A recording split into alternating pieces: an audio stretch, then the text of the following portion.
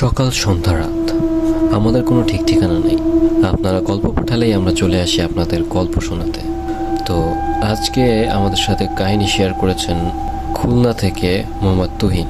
তিনি আমাদের যা শুনিয়েছেন আমরা সেভাবেই বর্ণনা করার চেষ্টা করছি। মোহাম্মদ তুহিনের সাথে একটা ঘটনা ঘটে, এটা হচ্ছে খুলনায় তিনি যে গ্রামে বাস করেন সেখানে। তার এলাকাটি নির্জন, আশেপাশে হাই রোডে যেতে গেলেও 3-4 কিলো রাস্তা হেঁটে যেতে হয়। ফাঁকা মাঠের আশেপাশে কয়েকটা বাড়ি মিলে একটা এলাকা। সেখানেই একটা ঘরে থাকতো এক বৃদ্ধ এবং এক বৃদ্ধা। তুহিন এবং তার বন্ধুদের সাথে সেই বৃদ্ধার বেশ ভালোই খাতির, কারণ বৃদ্ধার একমাত্র ছেলে থাকে বিদেশে। দিনে খোঁজ নেওয়ার সময় তার হয় না। আর এই ফাঁকে তুহিন ও তার বন্ধুরা নিজের বাবা মায়ের মতো সম্মান করত সেই বৃদ্ধ এবং বৃদ্ধাকে। একদিন যখন তুহিন তার বন্ধুদের সাথে আড্ডা দিচ্ছিল, তখন জানতে পারল বৃদ্ধ মারা গেছে। বৃদ্ধা একা ঘরে বসে কান্নাকাটি করছে। এই শুনে তুহিন এবং তার বন্ধুরা ছুটে গেল সে বৃদ্ধের বাড়িতে। গিয়ে দেখে খাটলার উপরে বৃদ্ধের লাশ রাখা।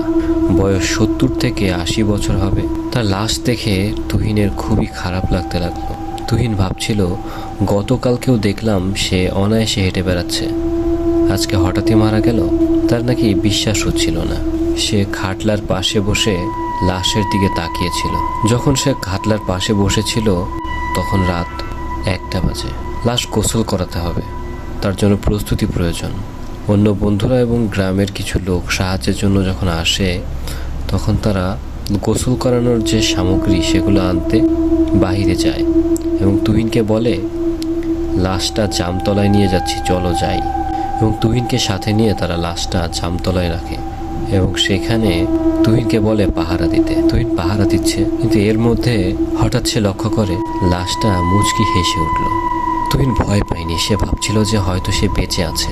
তাই সে একবার হাত দিয়ে ধাক্কা দিয়ে জিজ্ঞাসা করলো, কাকা তুমি বেঁচে আছো? সে আরেকটু মুচকি হাসলো। তখন তুহিন ভাবলো সত্যি সে বেঁচে আছে। সে তাকে উঠিয়ে বসালে লাশটি আরো হাসছে। এবার চোখ খুলল। চোখ খোলার পর তুহিন তাকে উঠিয়ে দাঁড় করালো এবং বলল, কাকা তুমি বেঁচে আছো আমি জানতাম, সবাইকে জানাতে যাচ্ছি। তাই বলে যখন সামনের দিকে অগ্রসর হয়, তখন লাশটা তার হাত ধরে বলে, মরার কাছে প্রথমবার।